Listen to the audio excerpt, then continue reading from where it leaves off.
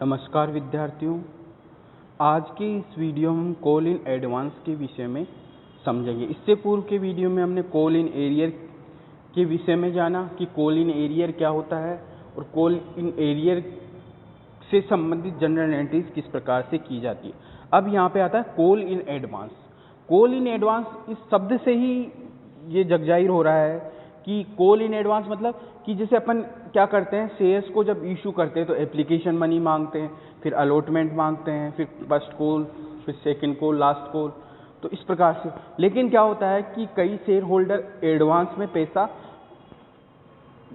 जमा करवा देते हैं, या फिर क्या होता है कि उनको प्रोपोर्शनेट शेयर्स इश्यू होते हैं कि जैसे मान लीजिए उसने अप्लाई तो 20,000 शेयर्स के लिए किया, लेकिन उसको क्या हुआ, अलॉटमेंट कितने शेयर्स का हुआ, 10,000 शेयर्स का। तो जो एप्लीकेशन मनी जैसे 20,000 शेयर्स में जो एक्स्ट्रा मनी आया उसका एडजस्टमेंट करते हैं, तो वो भी क्या होता है, कोल इन एडवांस होता है। तो इसमें क्या होता है कि अपन जब जनरल एंट्रीज करते हैं तो उस समय क्या करते हैं कि जो उसका जो एप्लीकेशन मनी है उसको अपन देखते हैं कि ये इसकी जितनी भी कोल है वो कहाँ तक एडजस्ट हो रही है, और उसके बाद में भी यदि कुछ पैसा बचता है तो वो उसको क्या क्या कर दिया जाता है, रिफंड कर दिया जाता है।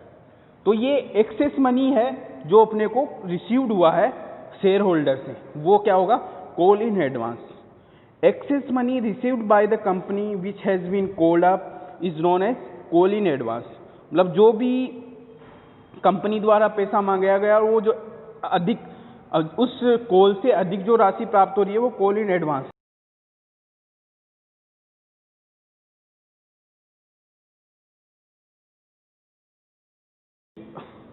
इस कंपनी यदि आर्टिकल्स के अकॉर्डिंग अधिकृत है तो वो क्या कर सकती है, एडवांस में कोल एक्सेप्ट कर सकती है। When a company receive such an amount it needs to credit it to the call in advance account. ठीक है, तो ये क्या कंपनी क्या करती है, उन जो एडवांस में जो कोल रिसीव कर रही है उसको कोल इन एडवांस अकाउंट में क्या करती थी, क्रेडिट कर देगी। The company treats call in advance as a debt of until it makes the call. ठीक है, तो कंपनी के लिए एक तरीके से क्या हो जाता है, वो कोल इन एडवांस क्या हो जाता है, ऋण हो जाता है। ठीक है, और वो जब शेयर कैपिटल अकाउंट जब वो कॉल किया जाता है तो वो उसमें कॉल इन एडवांस एडजस्ट होता है। The amount already paid is adjusted. Call in advance में also arise when the number of shares allotted to a person is much smaller than the number applied by him for, and the terms of issue allow the company to retain the amount received in excess of application and allotment money।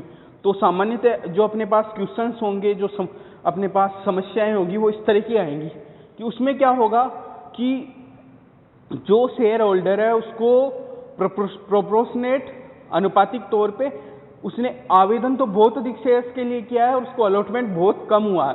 उस case में उसका क्या होता है कि जो application पे जो मनी आया वो उन शेयर्स के हिसाब से बहुत अधिक हो जाता है, तो उसको जो अधिक पैसा आ रहा है वो कॉल इन एडवांस है, और उस पैसे को क्या करेंगे, जो अपनी आगामी कॉल्स है उनमें एडजस्ट किया जाएगा। फिर भी यदि कोई पैसा बचता है तो वो उस शेयर होल्डर को रिटर्न किया जाएगा।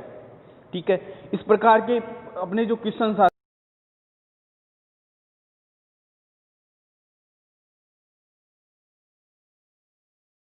retain only such amount as is required to make the allotted shares fully paid. After transferring the amount to the relevant call accounts, the company closes the call in advance account. It shows this amount under a separate heading, namely call in advance on the liability side. Call in advance क्या company के लिए liability है, तो ये liability side में आएगा और वो उसको एडजस्ट करती रहेगी, और उसके बाद में एडजस्ट करने के बाद भी यदि कोई राशि होती है तो उसको शेयर होल्डर को रिटर्न करना होता है। ए कंपनी में पे interest on such amount received in advance at the rate of 12% per annum. ठीक है, यदि कंपनी ऐसी कुछ राशि यदि रिसीव करती है एडवांस में तो वो क्या करती है, 12% पर एनम इंटरेस्ट पे कर सकती है। No dividend is payable on this amount. कोई भी डिविडेंड इस अमाउंट पे पेएबल नहीं होगा। It adjust the amount of call in advance for the payment of call when they become due.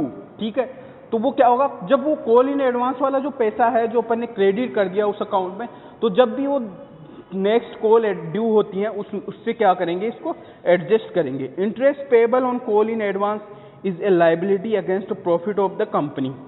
एक कंपनी इंटरेस्ट पेबल क्या होगा, जो भी इंटरेस्ट अपन दे रहे हैं वो क्या होगा, प्रॉफिट के अगेंस्ट क्या होगा, लाइबिलिटी होगी, उसको प्रॉफिट से एडजस्ट किया जाएगा, profit statement of profit and loss account में ट्रांसफर किया जाएगा। A company has to pay interest on call in advance even there is no profit.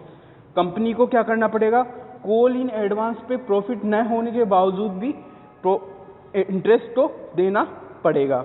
अब आता है जनरल एंट्रीज। ठीक है, तो जनरल एंट्रीज किस प्रकार से करेंगे,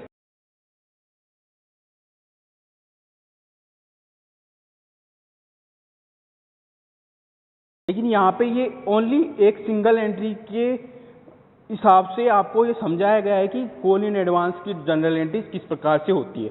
on receipt of call money, ठीक है, तो यहाँ पे क्या होगा, bank account DR2 call in advance करेंगे। ठीक है, कॉल इन एडवांस अकाउंट क्या हो गया, क्रेडिट हो गया, जो पैसा प्राप्त हुआ वो डेबिट हो गया। ठीक है, अब सेकंड है अपने पास ऑन मेकिंग कॉल, तो कॉल इन एडवांस अकाउंट को क्या कर देंगे, डेबिट कर देंगे। अब जैसे मान लीजिए आपने कॉल इन एडवांस 10,000 रुपये से क्रेडिट कर दिया, अब क्या हुआ, अलॉटमेंट पे 2,000 रुपये एडजस्ट करने हैं, तो यहाँ पे एंट्री क्या आएगी, call in advance account DR 2000 से टू शेयर अलॉटमेंट अकाउंट। ठीक है, शेयर अलॉटमेंट पे कितने, 2000 से, फिर बाकी कितना बैलेंस बच जाएगा, 8,000। इस प्रकार से वो रिलीवेंट कॉल अकाउंट में क्रेडिट हो जाएगा वो बैलेंस। ठीक है, और कॉल इन एडवांस अकाउंट क्या हो जाएगा, डेबिट हो जाएगा। उसके बाद बात है when interest on call in advance is paid in case.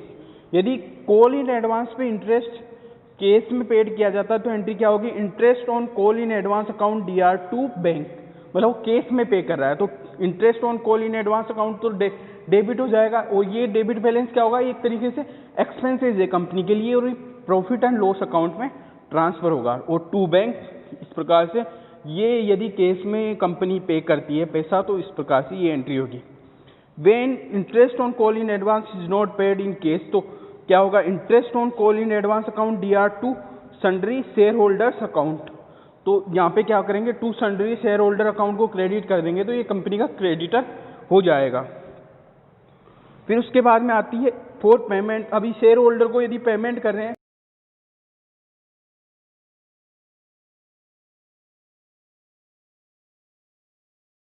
Number वाली एंट्री को मर्ज करे, तो जो अपन ने थर्ड नंबर वाली एंट्री की उस वही एंट्री आएगी। इसमें क्या हुआ, एक एक्स्ट्रा एंट्री होगी, वो पहले क्रेडिटर बना, फिर उस क्रेडिटर को अपन ने केस में भुगतान किया।